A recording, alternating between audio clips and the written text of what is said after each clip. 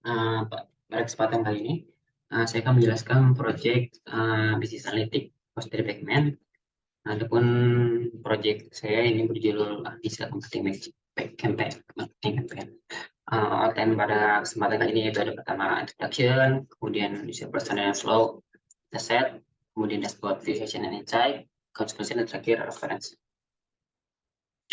Pertama introduction, sebagai metode tujuan utama perusahaan adalah untuk mencari profit sebanyak mungkin.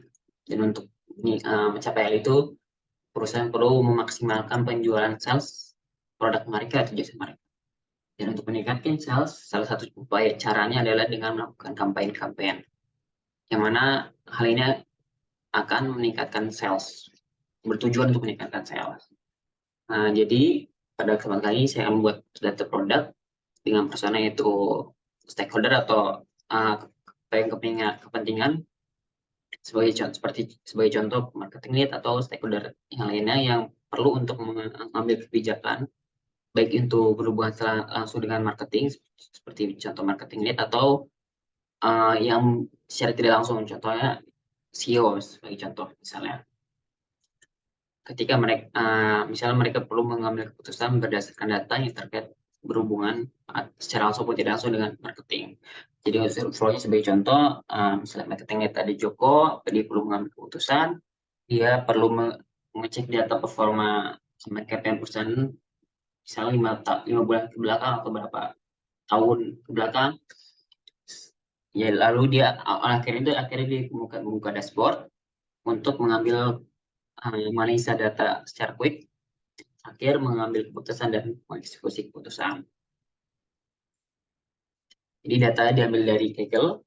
Ini data yang berisi kampanye pencarian berbayar sebanyak selama 5 bulan pada tahun 2021 oleh perjalanan di Amerika Serikat.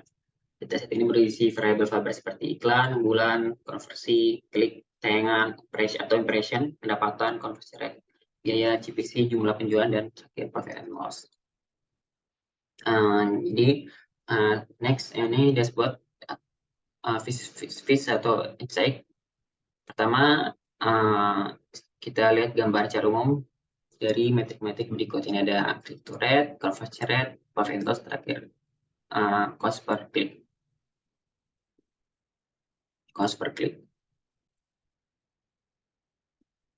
Jadi secara gambaran besarnya average click to rate-nya 0,27 atau 27%, conversion rate-nya 0,08. Habis itu profit and loss-nya yang saya disayangkan ini secara sum minus $73.000. Dan terakhir CPC-nya 0,79. Secara garis besar cukup bagus dari sisi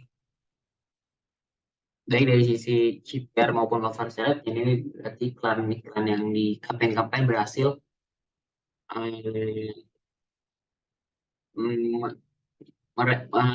meningkatkan awareness dari target marketing. Namun sangat disayangkan profit and loss-nya negatif.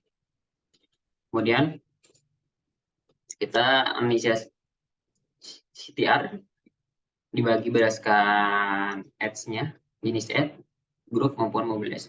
Sebagaimana kita lihat, CTR-nya cukup besar. Nah, baik berdasarkan ad, grup atau mobile ads. Ini yang paling besar di atas kisaran 0,4. Nah, mungkin rata-ratanya di kisaran 0,2 atau 20%. Dan paling rendah ini Black Friday.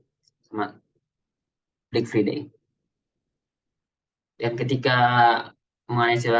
kita analisa dengan conversion rate, masih memiliki angka yang cukup besar, di kisaran mungkin 0,07 atau 0,08. Dan campaign yang memiliki tingkat conversion rate yang paling tinggi yaitu Black Friday. Walaupun memiliki CTR rendah sebagai sebelumnya, ini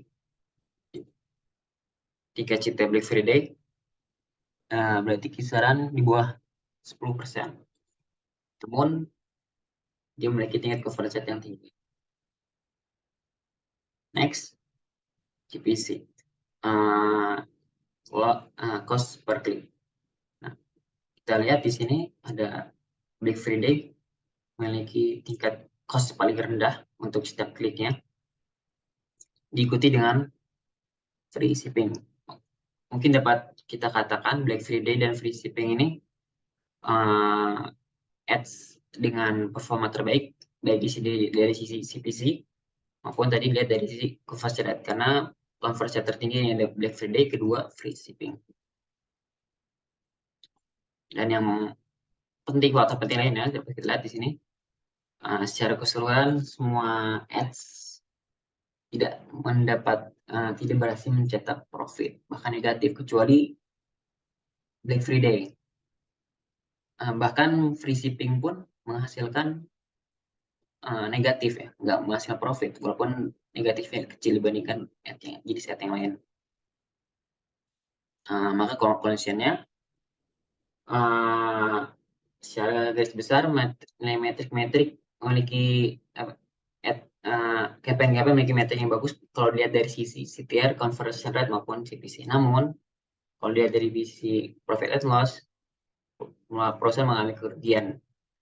Nah, kita perlu menganalisa lebih lanjut nih, untuk lebih lanjut dalam artian kita perlu melihat jenis industrinya ataupun benchmark perusahaan serta kebijakan perusahaan. Kalau misalnya sebagai contoh, kalau misalnya perusahaan baru, ya mereka perlu menggain awareness, brand awareness, gitu ya. Mereka masih perlu membangun brand agar masyarakat mengenal, mungkin masih oke. Namun untuk jangka panjang, perusahaan perlu untuk meningkatkan penjualan agar menghasilkan profit, meningkatkan penjualan,